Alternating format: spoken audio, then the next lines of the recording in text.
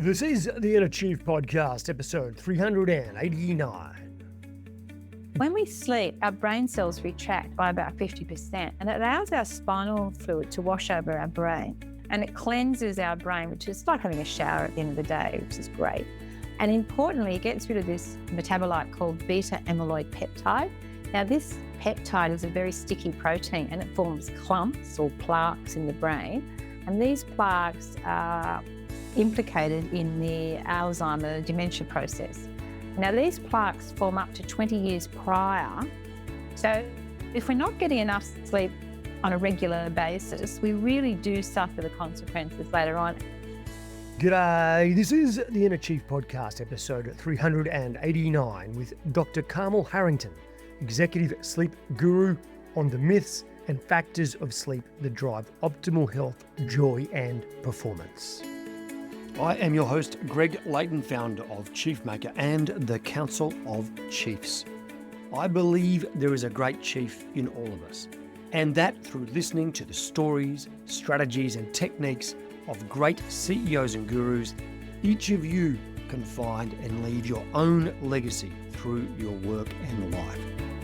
The Inner Chief Podcast is where you will learn how to think and make moves like a CEO, like a true chief.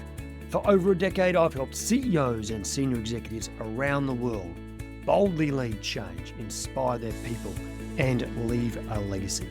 On the Inner Chief Podcast, I bring these stories to life with deep diving CEO interviews, interspersed with minisodes covering key leadership challenges, so you will find your own path to greatness as an executive. In this episode, we replay a chat I had with Dr. Carmel Harrington. Carmel is an internationally recognised sleep expert, having worked in the world of sleep for more than 20 years.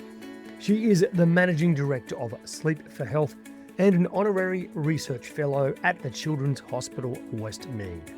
Following a career as a lawyer and educator, she obtained a PhD in sleep medicine from Sydney University and consults with companies and educational institutions around the world on sleep health.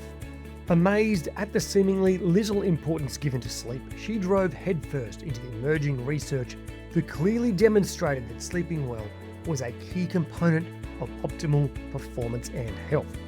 Carmel has also written 2 books, The Sleep Diet and The Complete Guide to a Good Night's Sleep. In today's Best of Series Masterclass, Carmel will share the crazy myths we carry about sleep and how short-circuiting this vital human function does far more than just make us tired, the different kinds of sleep and the optimal number of hours we need each night.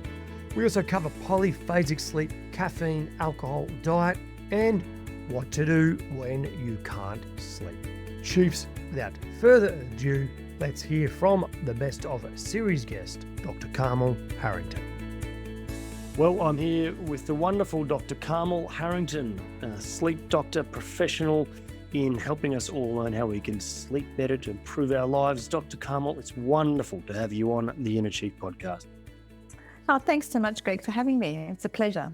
Carmel, look, we've got a bit of a tradition here at the Inner Chief. We like to know a little bit about the wonderful guests that come on the show. Can you tell us a bit of a story that sums up your childhood and early life? I don't know if there's any one story. It's interesting, isn't it? But I'm one of 7 children, so rather far down the chain of the 7, I guess. And we just had a really free and easy life. And I just loved school, loved study. I guess in lots of ways, my childhood wasn't all that interesting because nothing really bad happened. I just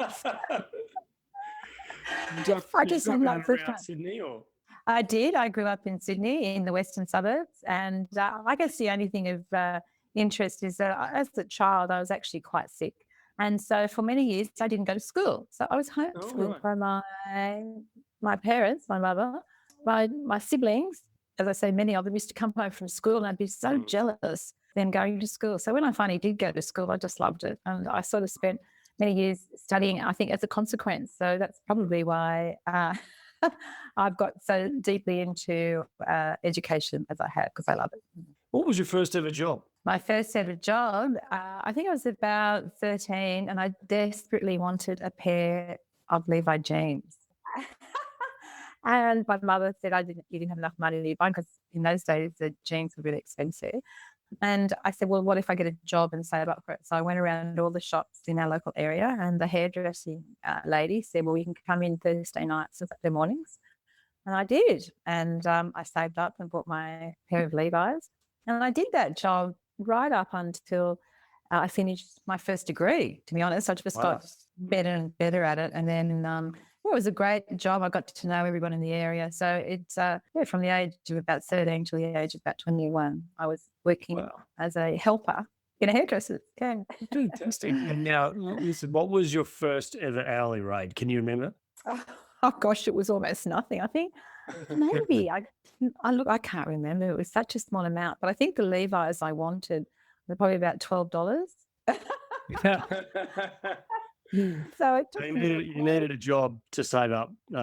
That's right. Yeah. So how amazing is that? Yeah, I grew up in a big family too, and that was the same medicine I was dished up as well. So if you want it, go and get a job and you can have it. Getting around Sydney in your very, very early days, maybe into university, you probably bought your first ever car. Can you tell us what was your first ever car?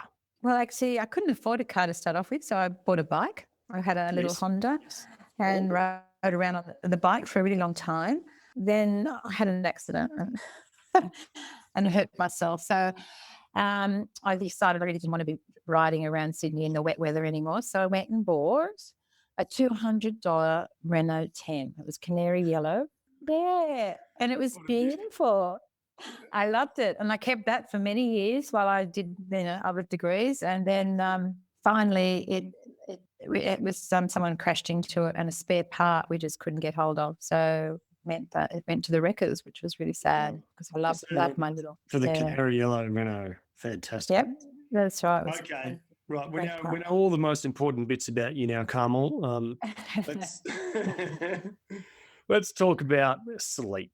I think this is a fascinating topic. It must be, for something that we spend around about 8 hours of every single day of our lives doing, probably the most misunderstood part of our lives. Very few of us know anything about it.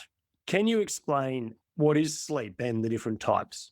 It's really interesting that you say that, we need to sleep for about 8 hours a day or a third of our lives. And many of us don't give it any response. We don't want to think about sleep. We do it when we've done everything else. And so we've actually not understood sleep. If we did, we would undoubtedly give it more respect. And one of the reasons we haven't respected it, I guess, is we knew so little about it because everyone thought, we just sleep when we're tired and we wake up and that's fine. And we think of it as a passive state, but sleep is not passive. And the research over the last 30 to 40 years, because sleep medicine is actually a very new field of medicine and science. And so we've learned a lot about it only in the last 30 or 40 years.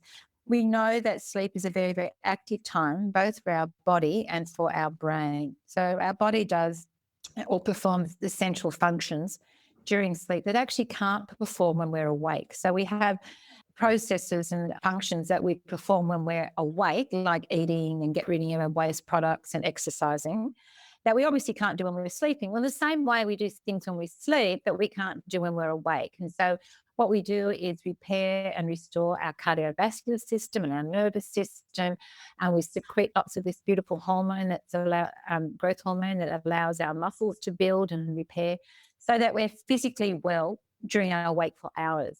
But it's not just our body, our physical body, it's also our brain. And our brain is doing all sorts of work that it can't do when we're awake because we're busy in the process of being awake. We have to be alert and responsive to the external environment. But when we go to sleep at night, our brain does all the internal stuff that needs to do so that we can reset information and memories and emotions and all that so that when we're awake, we can again respond to the external environment. So it's very harmonious. What we do in our sleep really affects how we spend our wakeful hours. And in fact, how we spend our wakeful hours affects how we sleep. So it's a very harmonious process. And it's really unfortunate that people don't, relish the idea of a good night's sleep because that allows them the next day to achieve their personal best. In fact, it's a prerequisite for personal best. if they don't get that sleep, right? I know I've heard you make that sort of point before that you can't even consider being at your best the next day unless you've had that restorative sleep. Can you explain the different types of sleep? Yes, look, again, many of us think that sleep, but actually we have a number of different stages of sleep and they're all unique and we perform unique functions in each of those stages. So one of them is our rapid eye movement sleep. This is also known, many of your listeners will know it as REM sleep or dream sleep. Now, in dream sleep, we have very particular neurobehavioral characteristics. So our body is paralyzed, and that's for a very good reason, because our dreams are so vivid that we would act out our dreams if our body wasn't paralyzed.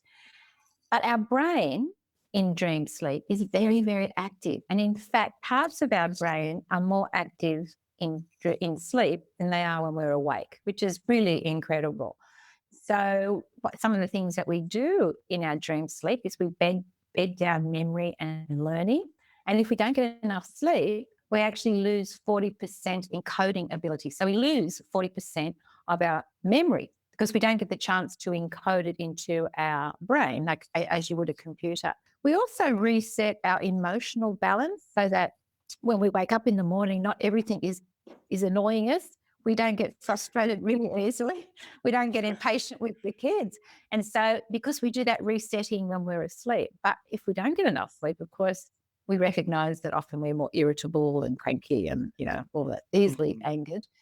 So that's our dream sleep. Then we have what we call non-rapid eye movement sleep or non-REM. There's two different stages in that. There's light sleep and there's deep sleep.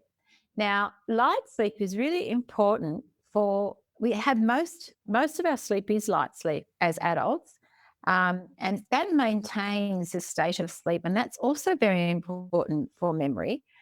And then we sink into deep sleep. Now, deep sleep is so important for our physical good health. And this is where we get the secretion of beautiful hormones that keep us metabolically well when we're awake. Yeah. So what we do in sleep, as I say, is unique. We can't do it when we're awake. The big $1 million question then is how much sleep enough? Yeah, everyone wants a silver bullet, don't they? Because we're all so busy. Study after study has shown that as adults, we need somewhere between 7 to 9 hours. So on average, we say 8, but you might need 7.5 and I might need 9. So that's anywhere between 7 to 9 is completely normal. About 2% of the population have a short sleep gene. So they only need somewhere between, 5 to 6 hours to get done everything that we need 7 to 9. And 2% of the population have a long sleep gene. They need slightly more than 9 hours to perform those vital tasks that I was talking about. The big test is, I guess, how do you feel the next day when you wake up? Are you able to meet the joys and the challenges of the day? So that's a really important statement or question, because as alpha personalities, as many of the people that will be listening to this will be, you actually can meet the challenges. We've got the to-do list, that terrible to-do list. We know we've got to do this, and we knock them all off. But can we meet the joys? So, for example, after a very busy week and you've done all this stuff and you've been working really long hours, you get home and your partner says to you, look, I know you've been working really hard, so I've organised to go out. We're going to do this, that and the other. And your heart just sinks because all you want to do is go to bed. You're so tired. So that's some of the joy that we're missing out on, because life should be joyful. And one of the things we first start when we're sleep deprived is the joy of success, of our loved ones, of our children. And it's just more on the to-do list. So if you're living life like that, you really need to think about how much sleep am I getting, because life is meant to be joyful. That's so true. I've not considered it from a joy perspective, certainly from a, can you with energy and vitality, really attack some of the challenges that might come your way, but just the joy piece, I hadn't considered that, and gee, it's right. I think I might have been guilty of getting to a Friday night and not looking forward to an event of some sort, because I'm too tired.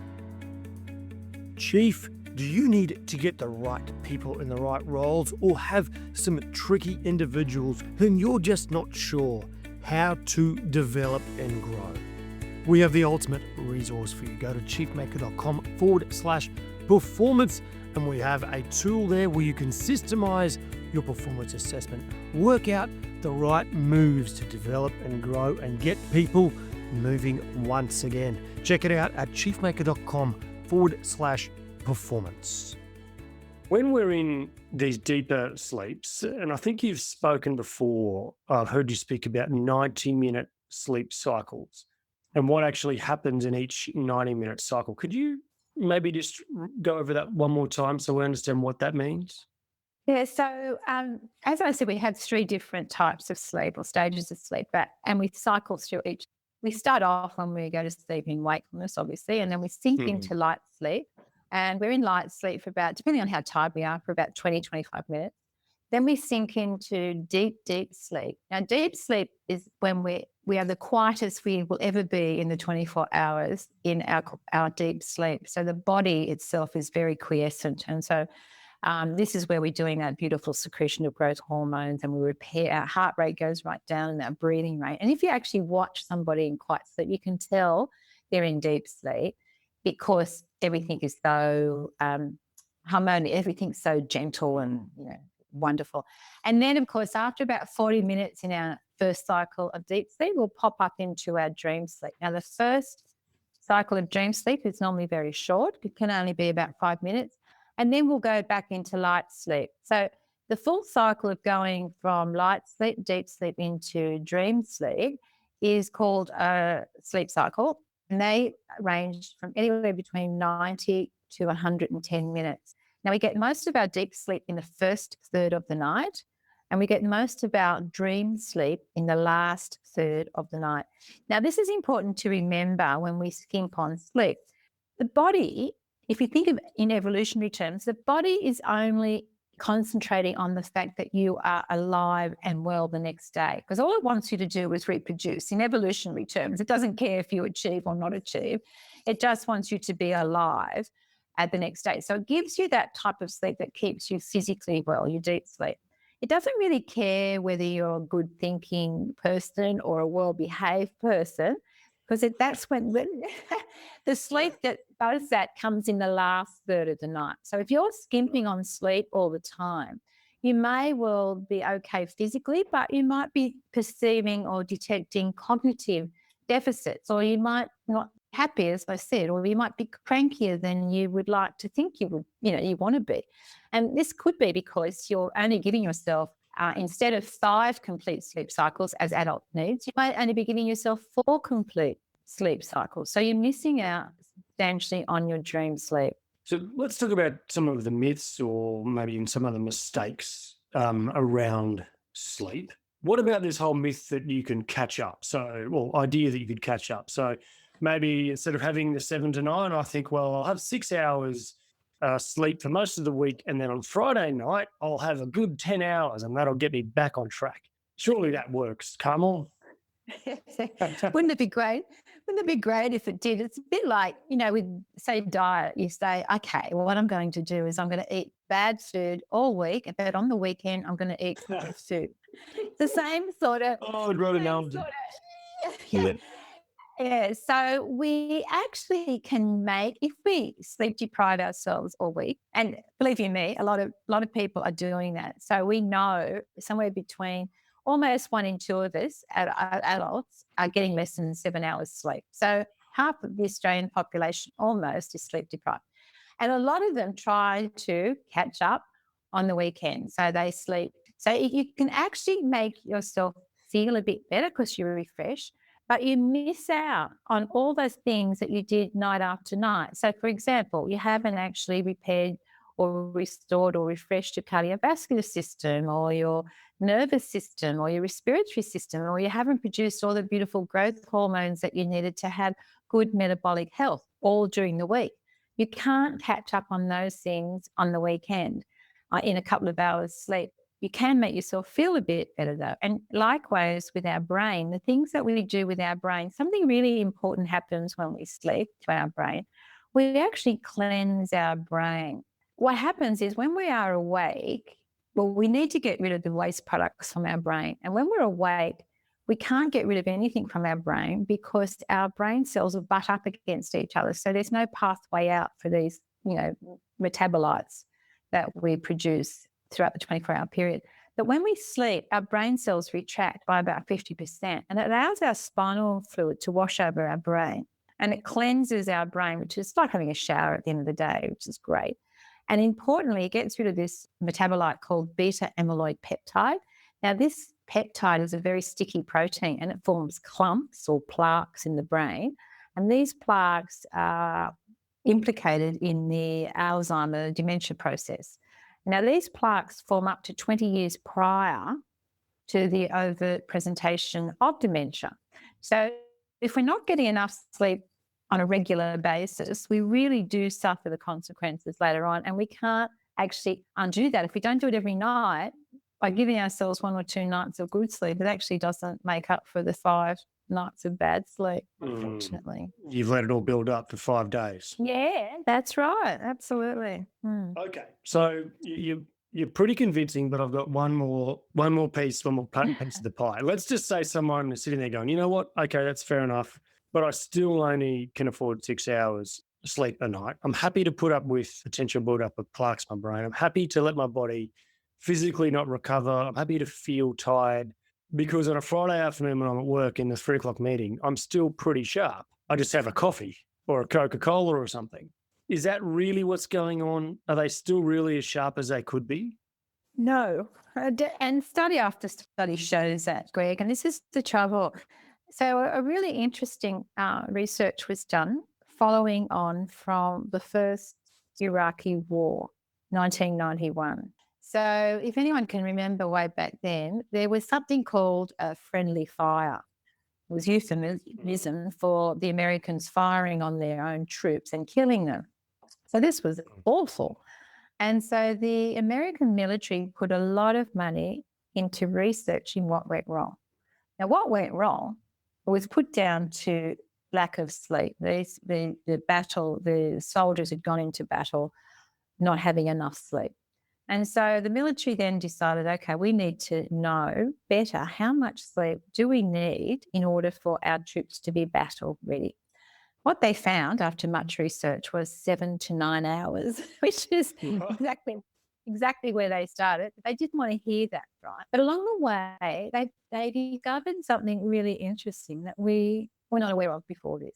So what they did is they took 2 groups of people, and one group of people, they actually deprived of sleep for 2 nights, no sleep for 2 nights. So they maintained wakefulness for 48 hours. Now, before they maintained the wakefulness for 48 hours, they did a speed and accuracy test. They got the results. Then they deprived them of sleep, total sleep deprivation for 48 hours. And at the end of the 48 hours, they had to do the speed and accuracy test again. So how do you think these people felt after lack of sleep for 48 hours? Well, really bad, right? Exhausted, right? Yeah. Shocking. And how do you think they performed on speed and accuracy? I would have thought, well, they would have got themselves up a little bit for it, but still terribly. Yeah, pretty bad. And guess what? They knew they were performing badly and were saying things like, oh, I can't do this. I just want to go and have a good sleep, blah, blah, blah. Okay. Yeah. So then they took another group of people, and what they did is they didn't totally sleep deprive them, but they took away 2 hours sleep per night for 10 nights. Okay. So they actually means that they're only allowed to sleep up to 5 hours. So sometimes they're only getting 4.5 hours sleep per night or 5 hours. That sort of mimics real life, doesn't it? I mean, many of us only get 5 hours sleep per night or 5 and a bit hours sleep per night. Before the study period, they had to do the speed and accuracy test. And then after the 10 days of partial sleep deprivation, they had to do the test again. Question 1, how do you think these people felt after 10 nights of not getting as much sleep as they needed? Yeah, most people in a business context, Friday afternoon, tired, but still on top of it. That's right. So they think they're going okay. They knew they were tired. You know, if they went home, they'd probably sleep, but they thought, I'm not going too badly. I'm pretty all right. Asked how they thought they performed in the speed and accuracy test after the partial sleep deprivation, they all said, oh, look, I could have done better probably, but not too bad. Well, the sad fact is that they actually performed as badly as the people that were totally sleep deprived. That's how bad. Right. So, yeah. So the thing is, though, there seems to be this sort of weird adaptation. We lose our ability to reflect about our sleep deprivation. We actually can't, we don't discern it. So subjectively, we think we're going okay when in fact we're not. Objectively, our performance is equal to 2 nights of total sleep deprivation. So when if people think they're going okay by Friday afternoon, they're not going okay. And so one of the things when I talk to groups of people, I say, well, be aware what you're sleeping throughout the week. And if you're skimping on sleep, don't make major decisions on Thursday or Friday or undertake something that's very difficult, because you will not perform it as well as you think you are. You won't. It's just not possible. And so what happen, Carmel, is they'll engage in friendly fire around the office.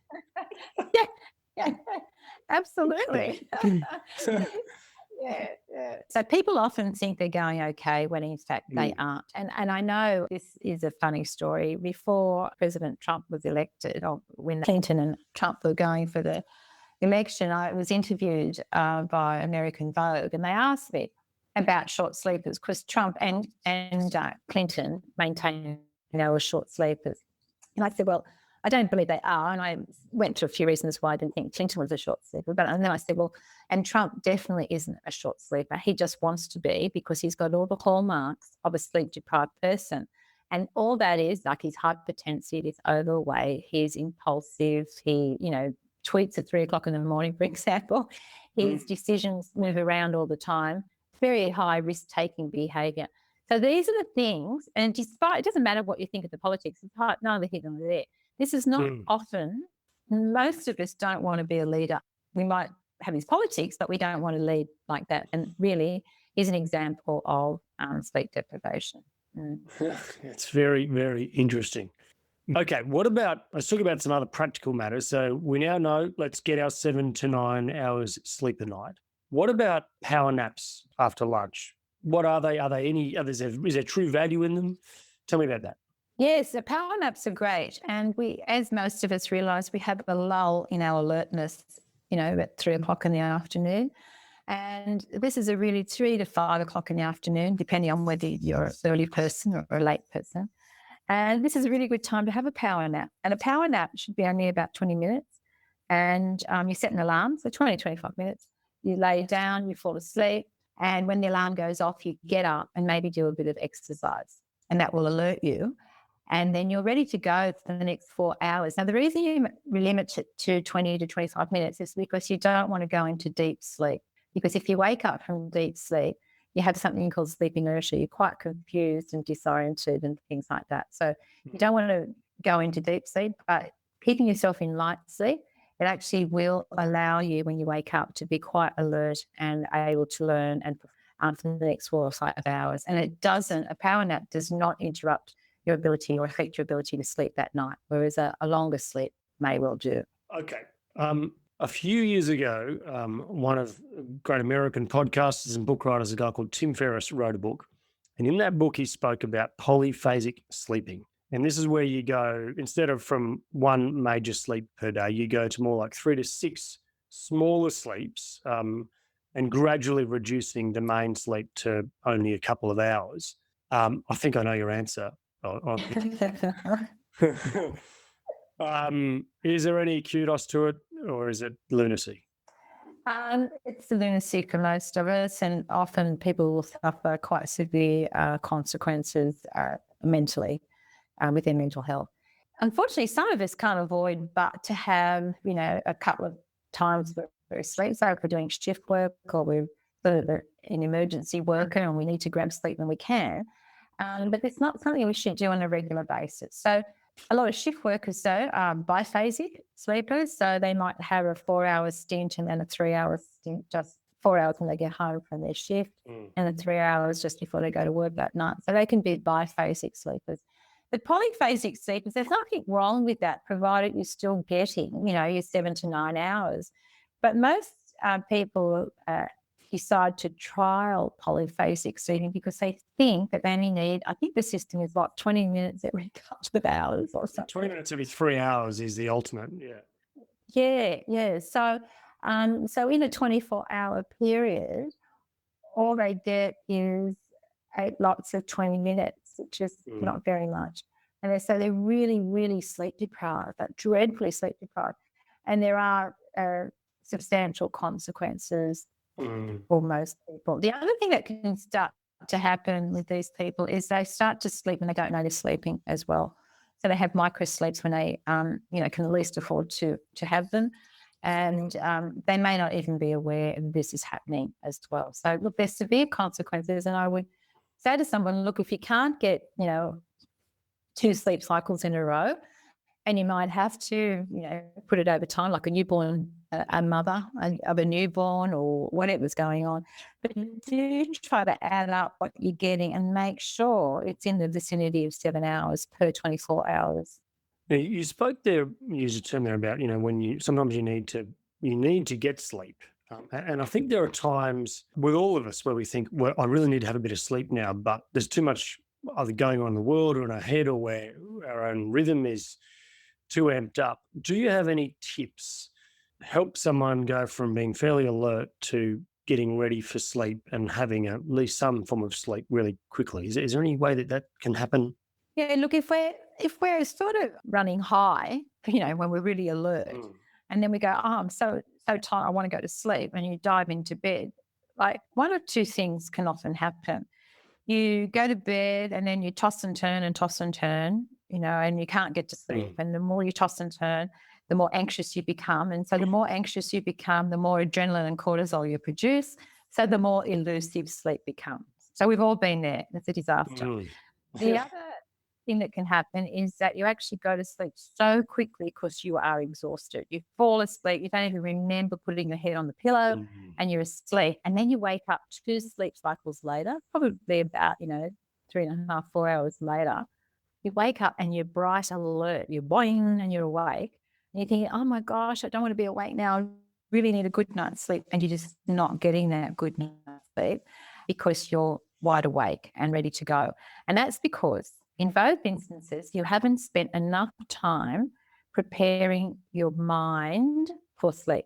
Your body, it's like if you don't prepare your mind for sleep and you're in a busy world, it's like getting out of the car with the motor running. It's just not working. So one of the key things is to disconnect from the world 1 hour before your planned bedtime. We're so wedded to our mobile devices, aren't we? Someone might email us at 2:00 in the morning or 1:00 in the morning and we have to respond. Well, we don't. If we want to be on top of our game, we actually put some discipline around our devices. And look, our technology is fantastic. None of us could live without it. But we live in quite an undisciplined time in regard to our technology. It tends to control us. We don't control it. So it's time to say, okay, look, I love it for 16 hours a day or 15 hours a day, but for the other 9 hours, I don't love it. I'm not going to use it. I'm going to switch off 1 hour before bedtime. And in that time, I'm going to de-stress. I'm going to bring down my level of alertness. I'm going to start to go into that time of the day that's for nurturing and nourishing me and my soul and my brain and all that sort of stuff, so that I am the fantastic human being the next day. And so really try to switch off 1 hour beforehand. And in that time, people say, well, what would I do if they're not on their devices? So you have a warm to hot shower, you dim the lights in the room that you're in because we need that dim light to produce our beautiful melatonin. Maybe do a relaxation exercise, maybe talk to your partner. There's all sorts of things we can do in that 1 hour that makes it a special time for us. And often we don't give ourselves that. So that would help. Yeah. Okay. So you mentioned before, sometimes even if we pop up and wake up at 2 a.m. and all of a sudden we can't get back to sleep and we toss and we turn, we get anxious. And as you say, all the adrenaline, the cortisol start rolling around in our body. What's the best thing to do? Is it to keep trying or to get up and restart? Right. So there's a couple of things. So one thing we should do also before we go to bed, not before we go to bed, but at the end of the day, when we leave our work environment, and sometimes it is quite late, but oftentimes the first occasion we have to think about the things that happen during the day we haven't addressed is when we put our head on the pillow or when we wake up at 3:00 in the morning, right? All of a sudden, Mhm. oh, I haven't done that, I haven't done that. Yeah. So what you need to do is at the end of your working day, write down in a diary, a worry diary, or whatever you want to call it, things that popped up during the day that you haven't had that opportunity to address. Write them down and write down potential solutions or what you're going to do about it. It's not war and peace. Don't prolong the agony of doing this, 10 or 15 minutes. Close the book up and put it in your briefcase or, handbag or whatever, so that you've got it the next day when you're at work and you will address those issues.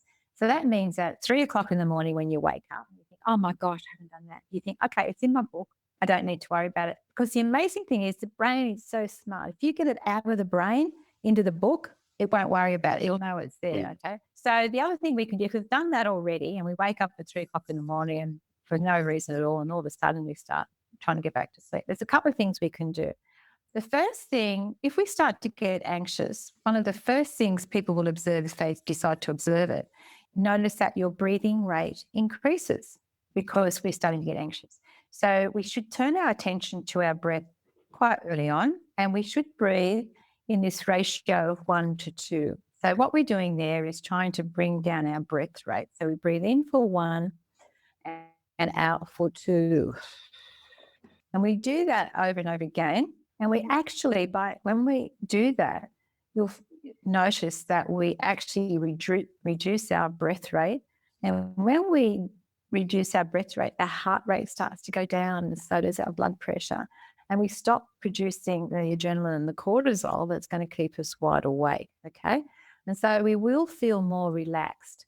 Once we feel more relaxed, we can do something called progressive muscle relaxation, and your listeners can Google that, but it's a very simple thing to do. You're lying in bed, doing that beautiful breathing, and what you do is you move up your body. So you start with your feet, you tense your feet for 5 seconds or 5 or 10 seconds, and then you relax. And then you tense your calf muscles 5 to 10 seconds, and then relax. And then your thighs, and you just move up your body all the way to the tip of your head, just gradually tensing and relaxing and feeling that tension go out of your body through the bed and through the floor. So by the time you get to the top of your head, often we're sound asleep already. But if you're not, you're lying there, you relax and just think, okay, I'm not asleep yet, but it's been quite nice doing this.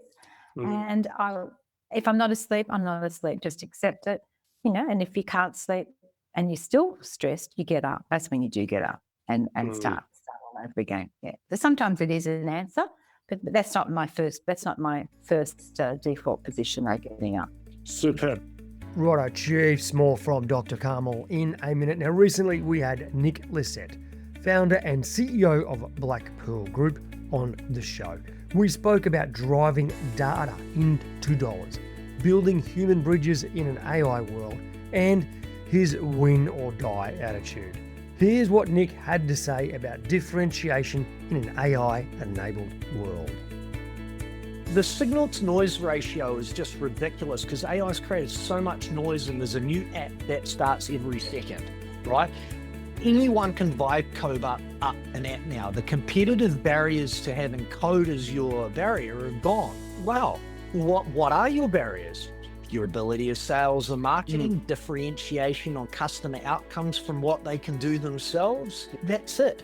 Like if you are providing a service that someone can do better or more cheaply elsewhere, then you're in trouble. And it holds true for any industry at any time on anything. You can listen to that incredible conversation with Nick Lissette by going to chiefmaker.com/388. And while you're there, you can subscribe to the podcast and check out all the other great interviews with our chiefs and gurus, as well as all the minisodes by going to chiefmaker.com/listen now. Righto, Chief, let's get back to our best of series with Dr. Carmel Harrington. Okay, what about alcohol and coffee? When and how much should we have? With coffee, caffeine does affect our ability to get to sleep and stay asleep. When we're younger, we can probably have coffee within about, 4 to 5 hours of bedtime. But as we age, so too does our metabolic rate slow. And that means that as we age, we process caffeine much slower. So from about the age of 40 onwards, you really should be avoiding coffee from about after lunch, just after lunch. We don't have another coffee because it can take up to 8 hours to work through the half-life of caffeine. So, coffee after lunch is probably a bit of a no-no. Alcohol is a sleep stealer. And often people are surprised by this because they say, oh, no, a couple of glasses of wine really helped me get to sleep. Well, actually, they do relax you. And in fact, if you have enough of it, it comatoses you. So there's no way why you fall asleep. But it is a toxin. And so our body goes into overdrive to metabolize it and get it out of our system. So what happens about 4 or 5 hours after you're drinking and go to sleep, you'll wake up, you'll be dehydrated, you'll be hot, your heart will be going faster. And indeed, you'll find it very difficult to get back to sleep again. So alcohol, unfortunately, is a sleep stealer, but people often don't associate the wake up 5 hours later with the alcohol they had the night before. They often think it's something else. I say to people, just trial it. Just try not having alcohol for a couple of weeks and see how you're sleeping. And often I find it works really well. Okay, 3 more questions on sleep. What about sleeping pills? When, if ever, should we take them? And if so, what kind? Sleeping pills form an important part of the whole story about sleep therapy. So if you're going through a very difficult time when you can't sleep and you do need sleep, then sleeping pills may well be what you need in the short term, in an acute situation. And so your healthcare provider will give you a script and you get that script filled and you use it. Be aware you don't go back and get another script, all right? So what's happened is people often decide, I'll get a script now and then I'll get another one, And unfortunately, a lot of healthcare providers keep providing the script for it and it's not the right thing. Sleep is natural. What you need to do is work out, why am I not sleeping? So as I say, it could be trauma in your life. And if once you're over that trauma, within a couple of weeks, you really need to be relying on the natural processes of sleep. Because the more we rely on sleeping pills, the more of them that we require. And psychologically, we can become addicted to sleeping pills, even though these days physically we probably wouldn't be addicted to them. And the best sorts to take are the short-term acting, the short-term ones. Everyone knows about Stilnox, those sorts, And women actually require much less than men as well. So dosage-wise, we have to be careful. But it's not something I recommend, certainly not in the long term, but in the short term, there's certainly reasons why one may need to use it.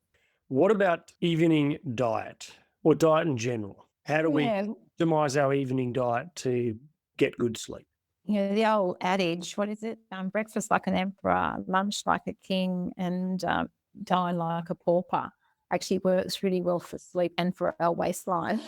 But in this day and age, it doesn't seem to work so well when we spend so much of our time busy at work and get home and eat a lot. The big thing to look out for is not to have a large meal within 3 hours of bedtime. So if you're getting home at 8 o'clock at night and having a large meal and then wanting to go to sleep at 10 o'clock, it'll be very difficult to get to sleep.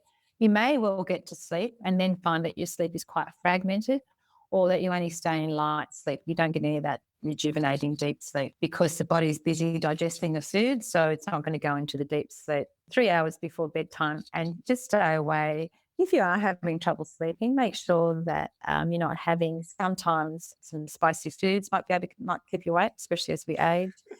That's right. Be aware of what foods do affect that.